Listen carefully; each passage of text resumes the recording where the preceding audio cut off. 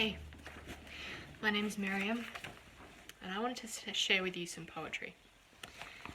Now, I don't know about you, but I'm tired.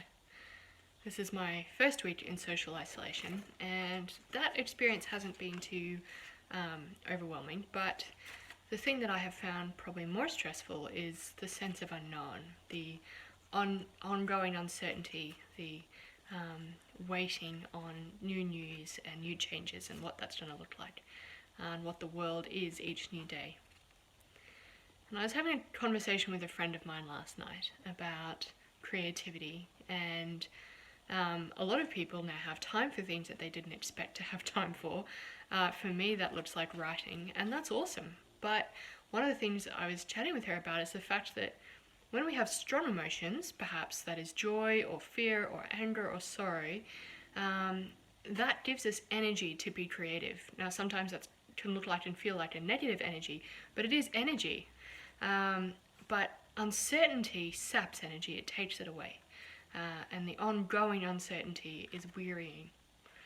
So I want to share with you a poem that I've already written from about a year ago now.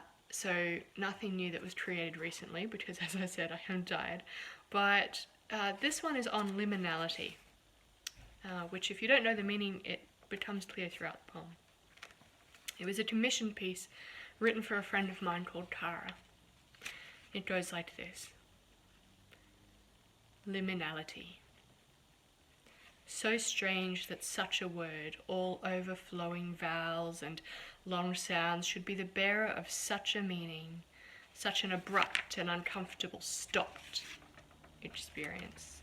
Liminality, such a loose and flowy word, conjuring up dancing gypsies and rites of passage, almost a song of a word all at odds with the full stopped nature of its existence, the experience of waiting between worlds. Why that word rather than an expression ending with abrupt consonant or breath-catching glottal stop? Liminality. I have sat down to write this poem on at least 3 occasions, on at least 3 different locations. First, sitting by soft fairy light while rain patters down outside and melodic, historic piano music plays, plucking out gentle notes of songs from centuries past. And as I look forward, I can see only the misty fog of the unknown, and I'm left to wonder if this is a sort of liminal space. Second, in a stranger's comfort zone down by the ocean, long sunny days and turquoise seas belaying the nervous tension of being away from home, so long at a distance from my room, my bed, my books, my own patterns of peace. This too was its own sort of liminal space.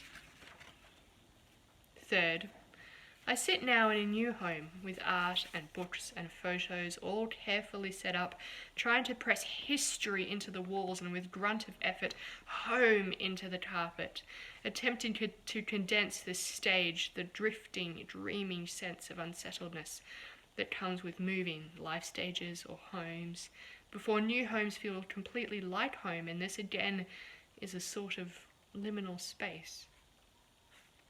Liminality. That sense of being untethered, in the in-between, waiting on some new thing, life or job or lover or virus, open roads and marked down maps, any certainty discovered. Liminality, when all the threads of known are now blowing free in the breeze, the air full of uncertainty, the different limbs of our lives risking lift-off, afraid that they might float away and never come back down. It's in this breathless state that we drift for a time. Each new day leaning into people and practices that ground us, core muscles shaking tense like Pilates, hold identity tight in the waiting. Steadiness looks like the little things, or sometimes nothing, and it could be, and sometimes is, completely overwhelming, if not for the constancy, companionship, camaraderie of a fellow adventurer, best friend, soul lover, patient waiter, one who stays the same, is better than best, and yet still understands fear. The room might still spin and change might still come, but he never leaves our side holding tight, his grip always stronger than our own. Liminality. Then, one day we will awake, and it's over. Our feet, which had been kicking through murky water without touching bottom, are on solid sand once more, and have been for some time. Uncertainty has given way to something like stability, and we move at last, like we are home. Liminality.